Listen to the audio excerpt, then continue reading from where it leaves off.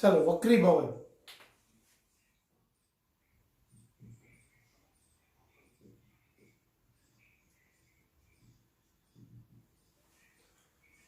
तो वक्रीभवन है प्रकाशनी मुख्य बे घटना है, एक प्रकाशनु परावर्तन और बीजू प्रकाशनु वक्रीभवन। तो परावर्तन विषय આપણે ઓલરેડી અત્યારે અભ્યાસ કર્યો, તો હવે આપણે અભ્યાસ કરવાનો છે પ્રકાશના વક્રીભવન વિશે। પ્રકાશનું વક્રીભવન જ્યારે પ્રકાશનું કોઈ કિરણ કોઈ એક માધ્યમમાંથી બીજા માધ્યમમાં જાય, સપોઝ હું એમ કહું કે ભાઈ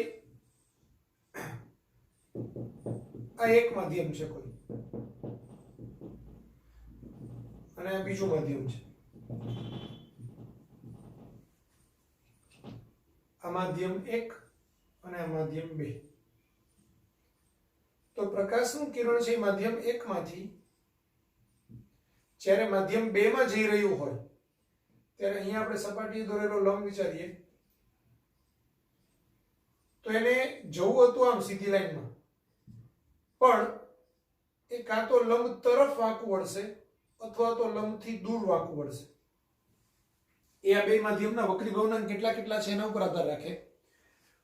પણ પ્રકાશનું કિરણ એ બે માધ્યમને છૂટી પાડતી સપાટી પાસે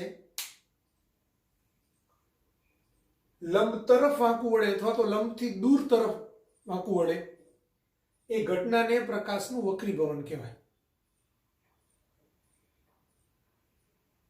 તો પ્રકાશનો વક્રીભવનાંક કેટલો છે એના ઉપર આ ઘટના આધાર રાખે। જુદા જુદા પ્રકાર માધ્યમને પોતાના વક્રીભવનાંક હોય। માધ્યમનો નિરપેક્ષ વક્રીભવનાંક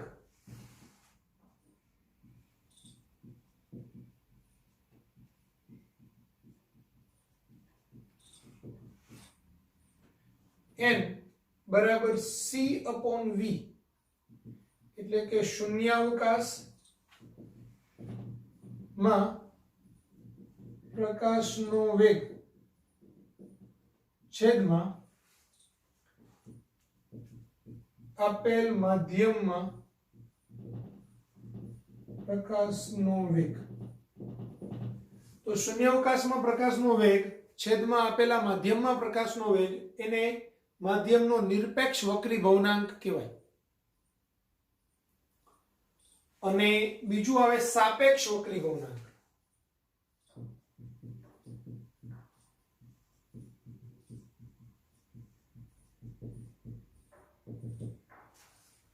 તો સાપેક્ષ વક્રીભવનાંકમાં આપણે એમ કહીએ કે ભાઈ માધ્યમ 1 ની સાપેક્ષે 2 નો વક્રીભવનાંક, તો n/1 એને ઘણી વખત આમ પણ લખાય n/1, ઘણી વખત આમ પણ લખાય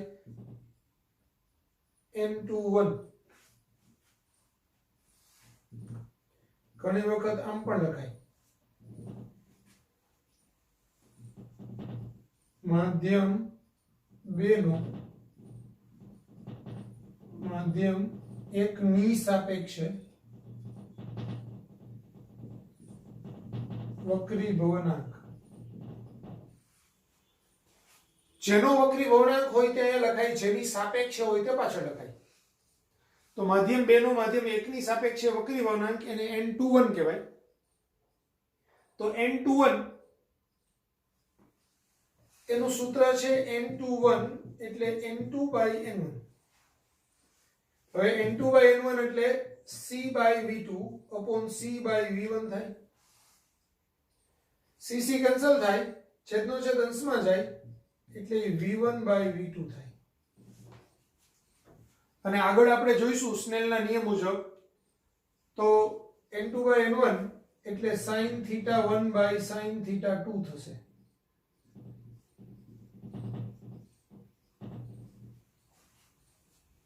બરાબર।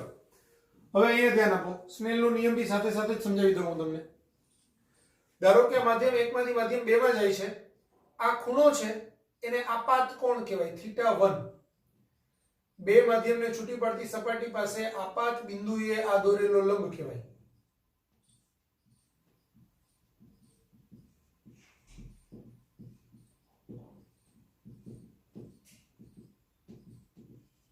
આને આપાત કિરણ કહેવાય. અને આને વક્રીભૂત કિરણ કહેવાય. વક્રીભૂત કિરણ. તો વક્રીભવનનો પહેલો નિયમ તો શું છે? આપાત કિરણ, આપાત બિંદુએ દોરેલો લંબ અને વક્રીભૂત કિરણ એક જ સમતલમાં હોય છે. આપાત કિરણ, આપાત બિંદુએ દોરેલો લંબ અને વક્રીભૂત કિરણ એ એક જ સમતલમાં હોય છે. આ વક્રીભવનનો પહેલો નિયમ કહેવાય. અને બીજો નિયમ કહેવાય કે ભાઈ આનું વક્રીભવનાંક n1 હોય અને આનો વક્રીભવનાંક n2 હોય તો n2/n1 એટલે sin θ 1/sin θ 2 થાય.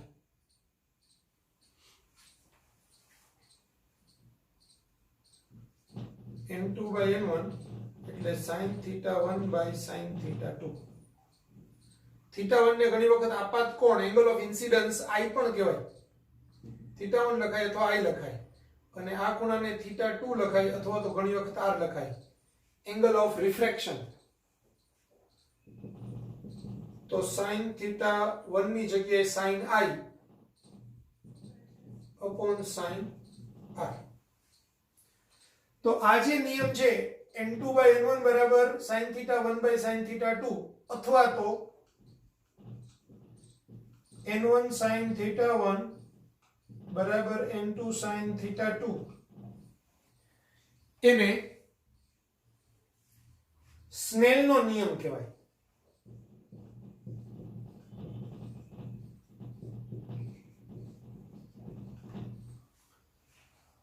આ માધ્યમનો વક્રીભવનાંક ગુણાકારમાં આ આપાત કોણ હોય તો આપાત કોણનો sin θ, પછી જે માધ્યમમાં જાય છે એનો વક્રીભવનાંક ગુણાકારમાં ત્યાં એને લંબ સાથે બનાવેલો ખૂણો એનો sin, એ બેનો ગુણાકાર એટલે n1 sin θ1 બરાબર n2 sin θ 2. આનું હંમેશા પાલન થાય ને થાય છે. બરાબર.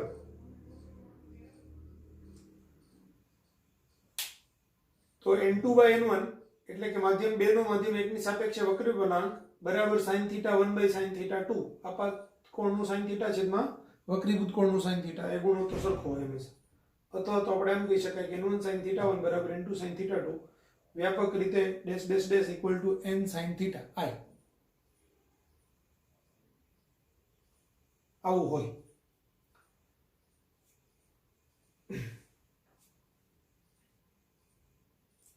તો આટલું લખી નાખો, ખાસ કરીને આ સૂત્ર. હજુ એક સાથે સાથે સમજાવી દો બીજી વાત. હવે જે માધ્યમનો વક્રીભવનાંક વધુ તેને બે માધ્યમ છે આપણી પાસે, કોઈ બે માધ્યમના બે જુદા જુદા વક્રીભવનાંકો છે. તો બે માધ્યમના જુદા જુદા વક્રીભવનાંકો હોય એમાંથી કોઈ એક માધ્યમનો વક્રીભવનાંક વધુ હોય અને બીજા માધ્યમનો વક્રીભવનાંક ઓછો હોય. તો જે માધ્યમનો વક્રીભવનાંક વધુ હોય એને બીજા માધ્યમની સાપેક્ષે ઘટ માધ્યમ કહેવાય. અને બે માધ્યમમાંથી જેનો વક્રીભવનાંક ઓછો હોય એને પેલા માધ્યમ જે છે એની સાપેક્ષે પાતળું માધ્યમ કહેવાય. એટલે પાતળું માધ્યમ ને ઘટ માધ્યમ છે એ એકચ્યુઅલી સાપેક્ષ વસ્તુ છે કે કોઈ પણ બે માધ્યમની સરખામણી કરીએ ત્યારે જેનો વક્રીભવનાંક વધુ તે ઘટ માધ્યમ અને એ બેમાંથી જેનો વક્રીભવનાંક ઓછો તે પાતળો માધ્યમ.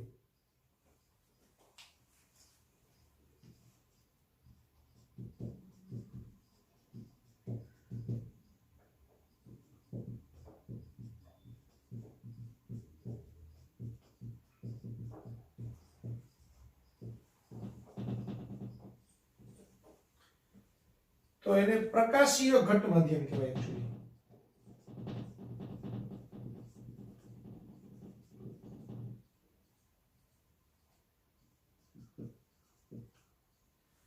અને જેનો વક્રીભવનાંક ઓછો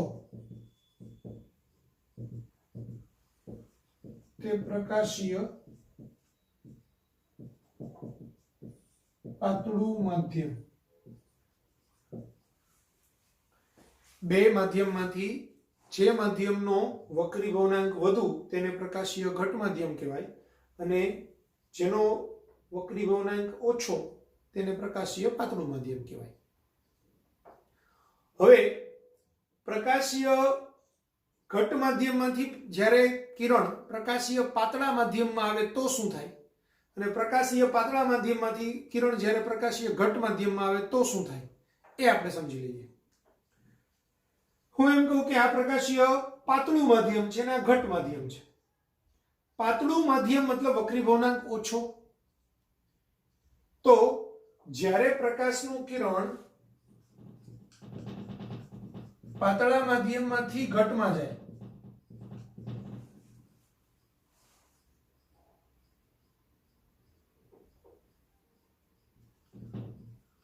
પાતળામાંથી ઘટમાં જાય તો N1 શું થાય, એ પાતળું માધ્યમ છે એટલે વક્રીભવનાંક ઓછો હોય, અને ઘટ માધ્યમ છે એ 2 છે એટલે વક્રીભવનાંક વધુ હોય. તો હવે આપણે એમ કહીએ, આ જ સૂત્રની અંદર વિચારીએ કે આ N2 એ મોટી કિંમત છે અને N1 નાની કિંમત છે, એટલે અંશમાં મોટી કિંમત ને છેદમાં નાની કિંમત. તો મોટાના છેદમાં નાનો જવાબ હોય તો એ જવાબ 1 કરતા મોટો હોય. એટલે કે આપણે એમ કહી શકાય કે જો પાતળામાંથી ઘટમાં જાય તો N1 લેસ ધેન N2, એટલે કે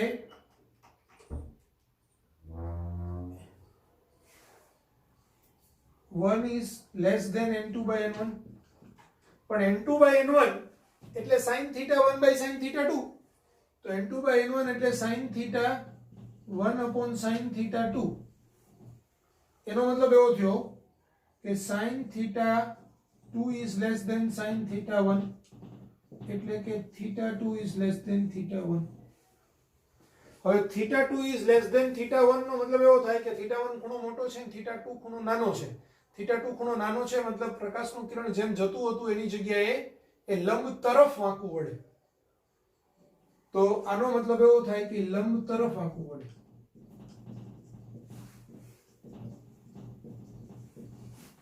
તો પ્રકાશનું કિરણ જ્યારે પાતળા માધ્યમમાંથી ઘટ માધ્યમમાં જાય ત્યારે તે લંબ તરફ વાંકું વળે.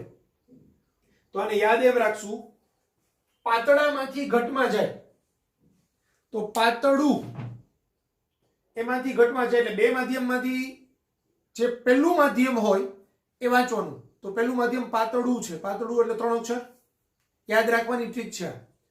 પાતળું તો 3 અક્ષર, તો એને આપણે યાદ રાખશું લંબ તરફ. તરફ એટલે 3 અક્ષર. તો પાતળામાંથી ઘટમાં જાય તો પેલું માધ્યમ છે પાતળું, તો એ લંબ તરફ જાય એટલે કે લંબ તરફ વાંકું વળે. તો આપણે યાદ રાખશું પાતળામાંથી ઘટમાં જાય તો લંબ તરફ વાંકું વળે. એવી જ રીતે એનાથી ઉલટું હોય, ઘટમાંથી પાતળામાં જાય તો ઘટમાંથી પાતળામાં જાય, ઘટ 2 અક્ષર તો લંબથી દૂર જાય, દૂર 2 અક્ષર એટલે 3 અક્ષર, પાતળું તરફ, ઘટ તો દૂર. પહેલું માધ્યમ પકડવાનું, પાતળું હોય તો તરફ આવે, લંબ તરફ વાંકું વળે, અને જ્યારે પહેલું માધ્યમ ઘટ હોય તો લંબથી દૂર જાય. એક્ઝેક્ટલી આના કરતા ઊંધું થાય. હવે લખી નાખો.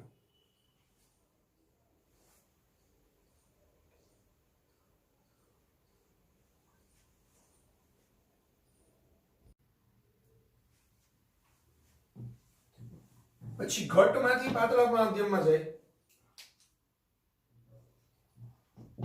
જો પ્રકાશનું કિરણ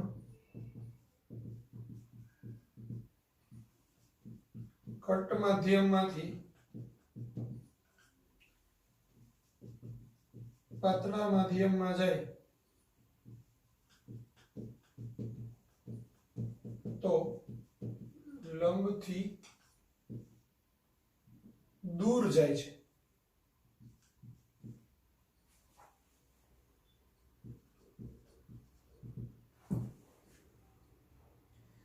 હવે પહેલું માધ્યમ ઘટ છે અને બીજું માધ્યમ પાતળું છે, તો N1 is greater than N2 થાય.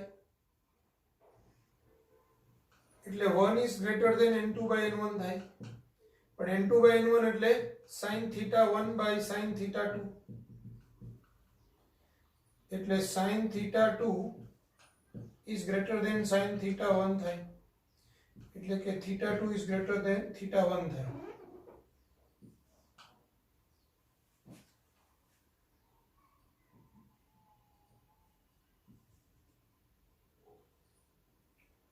તો θ2 ઇઝ ગ્રેટર ધેન θ1 થાય, એટલે θ1 કરતા θ2 ખૂણો મોટો હોય તો θ2 ખૂણો મોટો ક્યારે થાય? જ્યારે આમ જાય તો આખો ખૂણો θ2 થાય, તો આ θ1 કરતા θ2 મોટો થાય તો એ લંબથી દૂર જાય.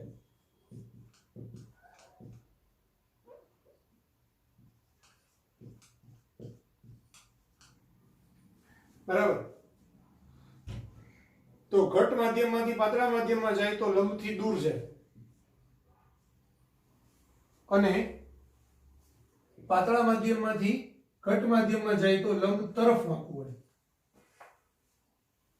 બરાબર.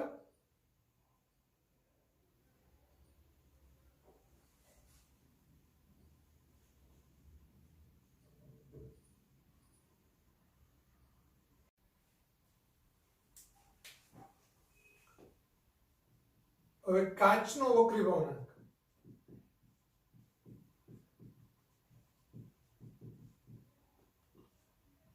Ng એ 3/2 અથવા તો 1.5 લેવામાં આવે છે, આ યાદ રાખજો. બીજું આવે પાણી. પાણીનો વક્રી ભવનાંક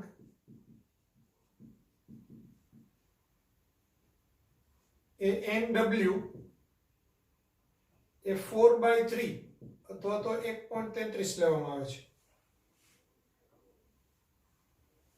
અને હીરાનો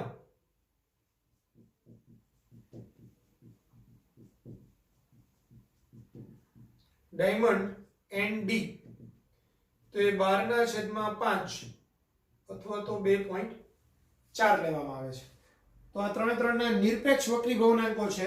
કાચનો નિરપેક્ષ વક્રી ભવનાંક 1.5 અથવા તો 3/2, પાણીનો નિરપેક્ષ વક્રી ભવનાંક 4/3 અથવા તો 1.33, અને હીરા એટલે કે ડાયમંડનો 12/5 અથવા તો 2.4. હવે સંયુક્ત ચોસલાનો વક્રી ભવનાંક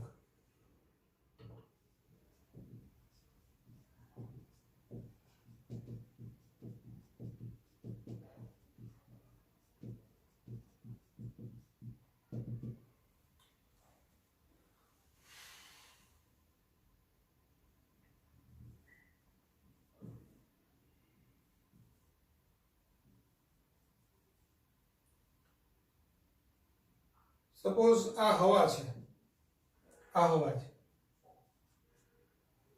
બરાબર. આ માધ્યમ 1 છે,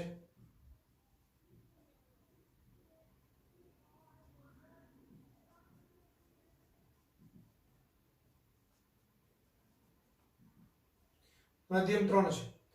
તો પ્રકાશનું કિરણ છે એ હવામાંથી સપોઝ θ1 ખૂણે જાય અને લંબથી દૂર જાય, સપોઝ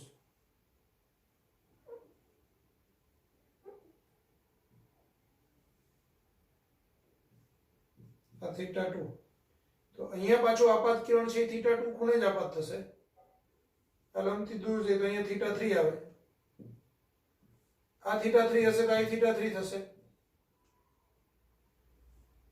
આ θ4 ખૂણે જાય,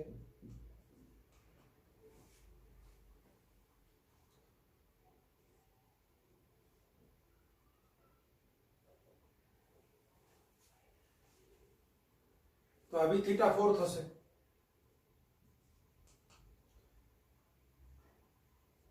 તો ઓટોમેટિકલી આ θ1 થઈ જશે, કારણ કે હવા માટે આનો વક્રી ભવનાંક n1, આનો સપોઝ n2 હોય, આનો n3 હોય, આનો n4 હોય, તો પાછો આનો n1 છે. તો હવે શું થાય? આ બિંદુએ હું લઉં ને જ્યારે, ત્યારે n1 sin θ1 બરાબર n2 sin θ2 થાય. આના માટે હવે આ θ2 ખૂણો છે, આ બે લંબ એકબીજાને સમાંતર હોય, એટલે આ θ2 હોય તો આ θ2 તો થાય, યુગ્મ ખૂણો એકરૂપ હોય. હવે આ θ2 છે, આનો વક્રી ભવનાંક n2 છે, પણ આનો n3 છે, અને આ θ3 ખૂણો છે. તો આના માટે જ્યારે અહીંયા સૂત્ર લખું તો n2 sin θ2 બરાબર n3 sin θ3 થાય. એટલે બીજું સૂત્ર થાય n2 sin θ2 બરાબર n3 sin θ3. હવે અહીંયા θ3 ખૂણો છે એટલે I θ3 ખૂણો થાય ને આ બિંદુએ હું પાછું સૂત્ર લખું તો n3 sin θ3 બરાબર n4 sin θ4 થાય.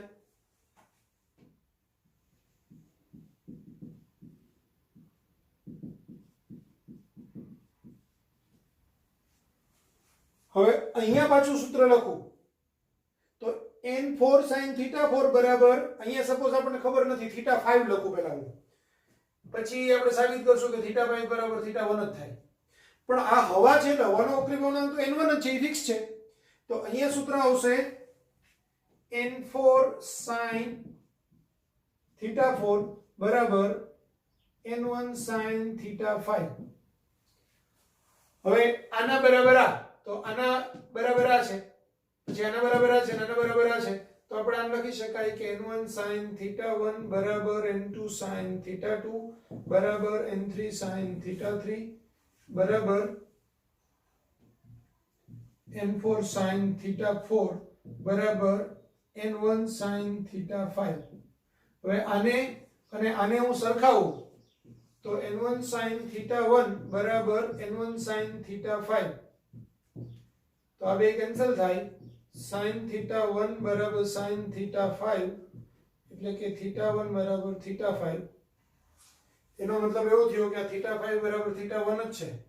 હવે આ θ1 હોય તો એનો મતલબ એવો થાય કે પેલું જે હવામાં આપાત કિરણ હતું એ પાછું જો કિરણ છે એ જુદા જુદા માધ્યમમાં વક્રી ભવનાંકવાળા માધ્યમમાંથી પાસ થઈ અને છેવટે હવામાં જ બહાર નીકળે તો ત્યાં પાછો એનો ખૂણો છે તે પહેલા જેટલો જ હોય અને પહેલા જેટલો જ ખૂણો હોય તો આ કિરણ અને આ કિરણ છે એકબીજાને સમાંતર હોય.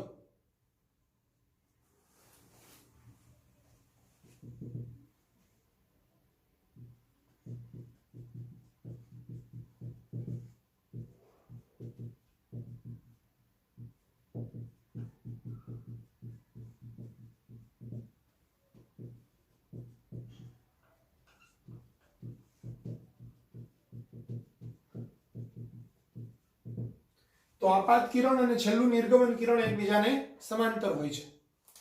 બીજી વાત અહીંયા સાથે સાથે આપણે એ પણ સમજવાનું છે કે આ છેલ્લું હોવાનું હોય તો આના બરાબર આના બરાબર આના બરાબર આના બરાબર જેટલા માધ્યમો હોય એ માધ્યમ પ્રમાણે આપણે વ્યાપક સૂત્ર આમ લખી શકીએ કે n1 sin θ1 બરાબર n2 sin θ2 બરાબર n3 sin θ3 બરાબર n4 sin θ4 બરાબર n5 sin θ5 એટલે વ્યાપક રીતે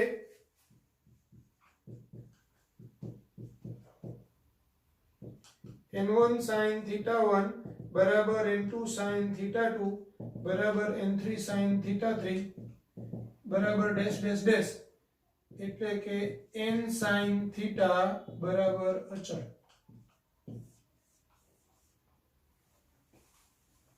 જ્યારે કન્ટિન્યુઅસલી બદલાતા જતા વક્રી ભવનાંક વાળા માધ્યમો હોય તો એના માટે n sin θ બરાબર અચળ થાય અથવા તો n1 sin θ1 બરાબર n2 sin θ2 બરાબર n3 sin θ3 dash dash dash એવું આવે લખી નાખો.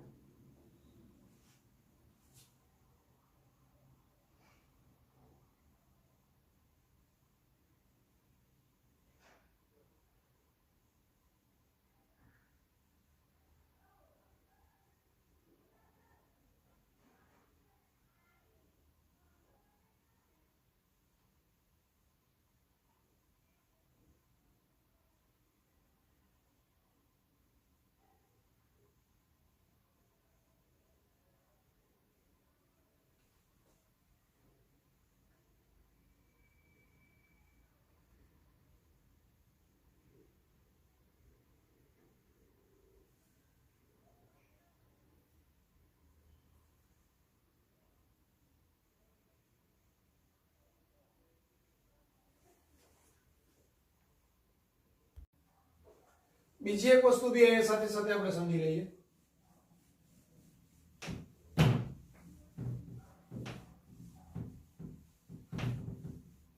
આમાં જ કન્ટિન્યુટીમાં છે કે આપણે એમ લખીએ કે ભાઈ n21 એટલે n2/n1 એટલે શું થાય sin θ1/sin θ2 પછી n23 એટલે n2/n3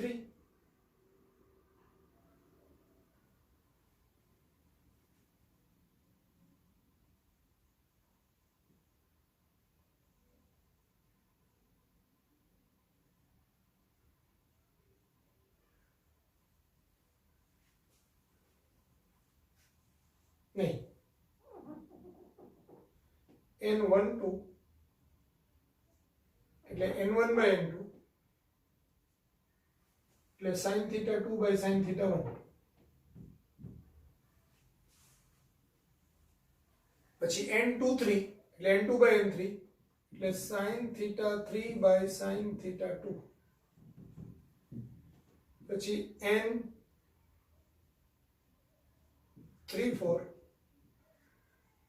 તો n3 by n4 એટલે sin theta 4 by sin theta 3.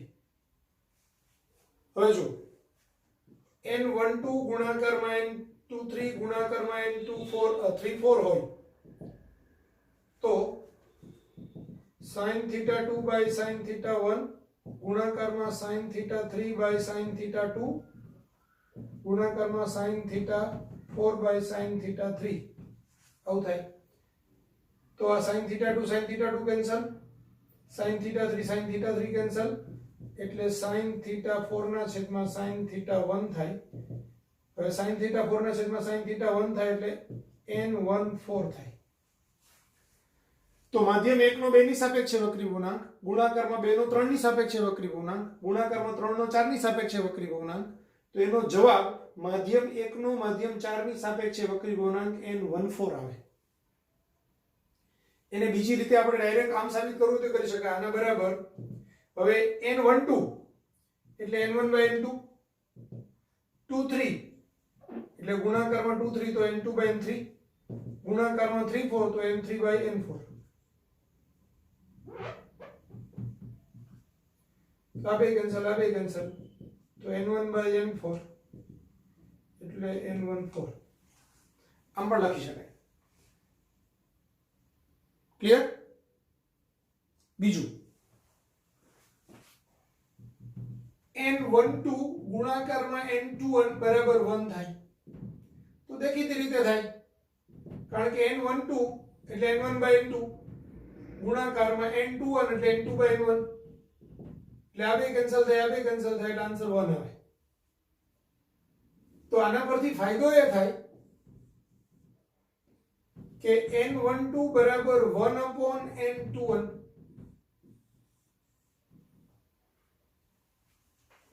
એટલે હું એમ કહું કે ભાઈ કાચનો હવાની સાપેક્ષે વક્રી ગુણાંક 1.5 છે. હવે તમને ઊંધું પૂછ્યું હોય હવાનો કાચની સાપેક્ષે વક્રી ગુણાંક કેટલો, તો 1/1.5. કાચનો હવાની સાપેક્ષે વક્રી ગુણાંક 1.5 છે એટલે refractive index of glass with respect to air is 1.5. પૂછેલું એમ છે what is the refractive index of air with respect to glass, means NAG પૂછેલું છે તમને, તો NAG એટલે 1/ng એટલે 1/1.5. પછી આનો જે આન્સર આવે 10/15 મતલબ તો 2/3 એટલે 0.66. ક્લિયર થઈ ગયું? તો આ રીતે પણ આપણે એને સોલ્વ કરી શકાય. લખી નાખો.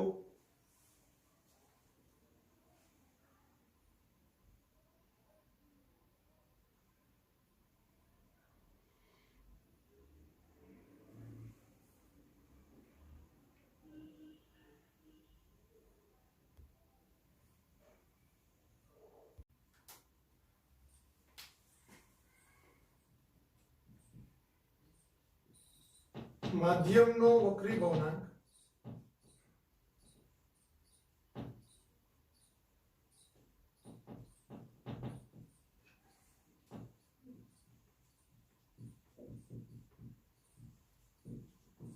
નીચેની બાબતો પર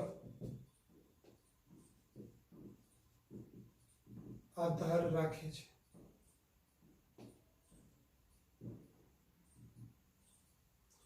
એક, માધ્યમની જાત પર. બીજું, આપાત પ્રકાશ ના રંગ પર અથવા આપાત પ્રકાશની તરંગ લંબાઈ પર અને ત્રીજું માધ્યમના તાપમાન પર.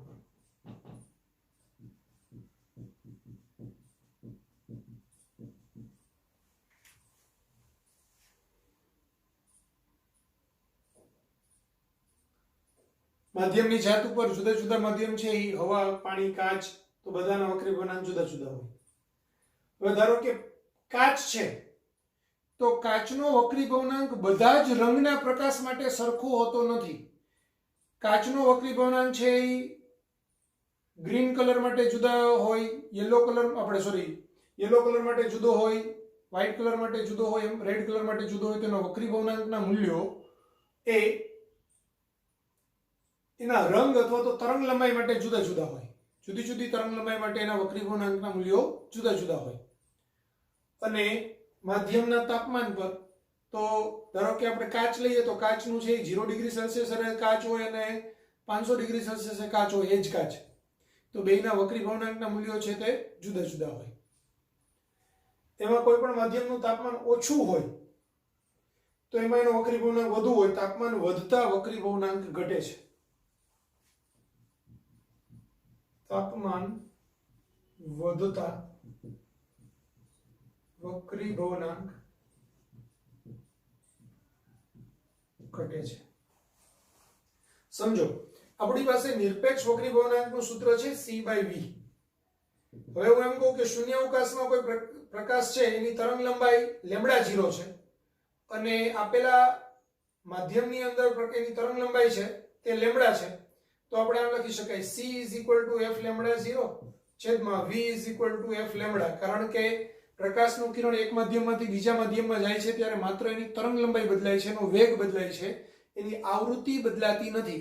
એટલે પહેલા માધ્યમ અને બીજા માધ્યમમાં આવૃત્તિ તો એટલી ને એટલી જ રહેવાની છે. શૂન્યાવકાશમાંથી એ બીજા માધ્યમમાં જશે ત્યારે માત્ર એની તરંગ લંબાઈ બદલાશે.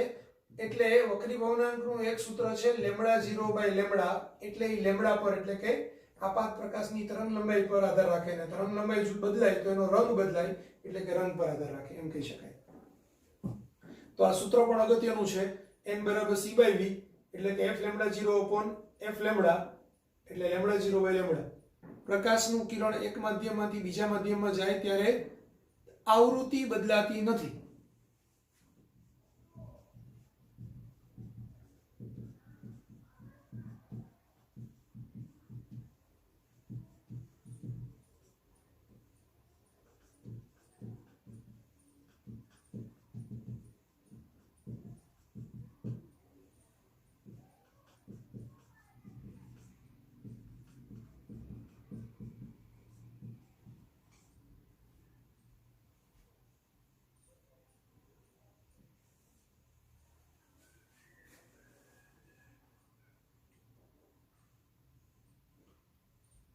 બીજું હવે પ્રકાશીય ઘનતા, એક એના વિશે સમજી લઈએ.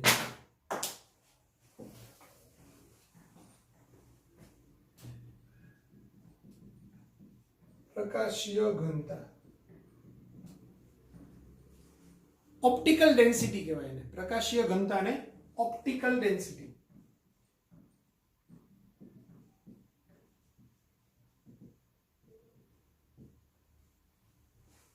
તો ઓપ્ટિકલ ડેન્સિટી વિશે ઓલરેડી મેં તમને ઘટ માધ્યમ ને પાતળું માધ્યમ સમજાવ્યું, એની અંદર આવી જ ગયેલું છે, પણ છતાં બી સમજાવી દઉં કે પ્રકાશનું કિરણ, હવે આપણે સમજી ગયા છીએ કે વક્રીભવનાંક શું છે. તો વક્રીભવનાંક છે એ પ્રકાશના કિરણને વાંકું વળવાની ક્ષમતા દર્શાવે છે, બરાબર. એટલે જેનો વક્રીભવનાંક વધુ, ધ્યાન આપજો, વક્રીભવનાંક શું છે ને આના સૂત્ર પરથી ખબર પડે. n = C/V. એનો મતલબ એવો થાય કે V = C/n, બરાબર. હવામાં પ્રકાશ છે C એટલે કે 3 × 10⁸ મીટર/સેકન્ડ ના વેગથી ગતિ કરે. જેમ જેમ વક્રીભવનાંક વધતો જાય એમ એનો વેગ ઘટતો જાય, V નું મૂલ્ય ઘટે, બરાબર. તો પાતળા માધ્યમમાં પ્રકાશનો વેગ વધુ હોય અને ઘટ માધ્યમમાં પ્રકાશનો વેગ ઓછો હોય. જેમ માધ્યમ ઘટ થતું જાય એમ પ્રકાશનો વેગ ઘટતો જાય. તો ખરેખર પ્રકાશીય ઘટતા એ આના પર ડિપેન્ડ કરે છે. એટલે જેનો વક્રીભવનાંક ઓછો એમાં પ્રકાશનો વેગ વધુ, બરાબર. તો જેમાં પ્રકાશનો વેગ વધુ હોય તે પ્રકાશીય પાતળું માધ્યમ કહેવાય. શૂન્ય અવકાશ સૌથી પાતળું માધ્યમ છે, એનાથી વધારે હવા પાતળું માધ્યમ છે. હવામાં બી પછી જુદી જુદી ઘટ હવા હોય એમ એનું પ્રકાશીય ઘટતા વધતી જતી હોય. તો એ ડિપેન્ડ કરે છે V ઉપર, બરાબર. અને એને ઊંધું લઈએ તો V છેદમાં જતું રહે એટલે n ઉપર ડિપેન્ડ કરે. તો જેનું વક્રીભવનાંક વધુ તેની પ્રકાશીય ઘનતા એટલે કે ઓપ્ટિકલ ડેન્સિટી વધુ છે તેમ કહેવાય, અને જેના માટે n નું મૂલ્ય ઓછું એની ઓપ્ટિકલ ડેન્સિટી ઓછી છે તેમ કહેવાય, બરાબર. ઓપ્ટિકલ ડેન્સિટી જેમાં વધુ હોય એમાં પ્રકાશ ધીમે ધીમે ટ્રાવેલ કરે એટલે કે પ્રકાશનો વેગ ઓછો હોય, અને જેની ઓપ્ટિકલ ડેન્સિટી ઓછી હોય એમાં પ્રકાશ ઝડપથી ટ્રાવેલ કરે એટલે કે એમાં પ્રકાશનો વેગ વધુ હોય. ક્લિયર? તો n નું મૂલ્ય મોટું તો ઓપ્ટિકલ ડેન્સિટી મોટી.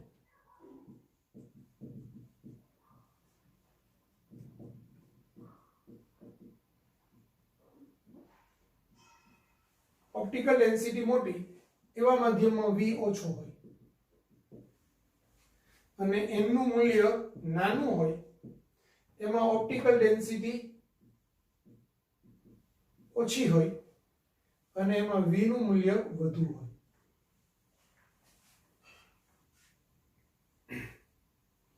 પછી એક ટર્મ આપણે સમજવાનું છે પ્રકાશીય પથ. પ્રકાશીય પથ, પ્રકાશીય પથ ખાસ કરીને એના પછીના ચેપ્ટરમાં વધુ ઉપયોગી ટર્મ છે, પણ અત્યારે જ આપણે સાથે સાથે ડિસ્કસ કરી જ લઈએ. ધારો કે આપણે એમ વિચારીએ કે આ એક કાચ છે,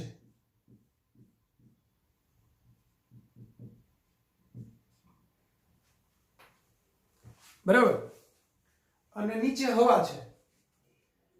જો પ્રકાશનું કિરણ એ અહીંયા કાચમાં એન્ટર થાય પછી એ સહેજ આમ વિચલન પામી લંબરૂપે આપાત થાય તો લંબરૂપે જ બહાર નીકળે, તો પછી એમાં વિચલન બતાવવાની જરૂર નથી. તો અહીંયા પ્રકાશનું કિરણ એ કાચમાં d ડિસ્ટન્સ જેટલું અંતર કાપે કાચમાં, તો આ d અંતરને અનુરૂપ એનો પ્રકાશીય પથ કેટલો કહેવાય? તો પ્રકાશીય પથ છે એ μd જેટલો કહેવાય, તો nd જેટલો કહેવાય. પ્રકાશીય પથ બરાબર nd, જ્યાં n છે એ કાચનો વક્રીભવનાંક છે. n છે એ કાચનો વક્રીભવનાંક છે, તો એનો પ્રકાશીય પથ nd કહેવાય. હવે nd શું છે? તો કન્સેપ્ટ એવો છે કે કાચમાંથી પસાર થવા માટે પ્રકાશના કિરણને ધારો કે t સમય લાગે છે, બરાબર. તો આટલા જ t સમયમાં એ હવામાં કેટલું અંતર કાપે? તો એ જ t સમયની અંદર એને હવામાં કાપેલા અંતરને એનો પ્રકાશીય પથ કહેવાય. તો ધારો કે હવાની અંદર d' અંતર કાપે છે, તો આ d' ને એનો પ્રકાશીય પથ કહેવાય. હવે હું એમ કહું કે n બરાબર c/v, સૂત્ર આપણને ખબર છે. t સમયની અંદર એ કાચમાંથી પસાર થાય છે, કાચની અંદર એન્ટર થવા માટેથી લઈને બહાર નીકળવા માટે એને t સમય લાગે છે, તો t સમયમાં એને હવામાં કાપેલા અનુરૂપ અંતરને એનો પ્રકાશીય પથ કહેવાય. તો હું ઉપર નીચે t વડે ગુણી નાખું તો ct/vt થાય. પણ ct એટલે પ્રકાશનો વેગ, જો વેગ એટલે અંતરના છેદમાં સમય, તો વેગ ગુણાકારમાં સમય એટલે અંતર થાય. તો ct એટલે શૂન્યાવકાશમાં કાપેલું અંતર અને vt એટલે આપેલા માધ્યમમાં કાપેલું અંતર. તો ct એટલે શૂન્યાવકાશમાં કાપેલું અંતર એટલે d' અને vt એટલે માધ્યમમાં કાપેલું અંતર એટલે d. તો શું થયું? ડી ડેશ બરાબર એનડી. તો આ એનડી ને એનું પ્રકાશીય પથ કહેવાય, આપેલા માધ્યમને અનુરૂપ પ્રકાશીય પથ. બરાબર.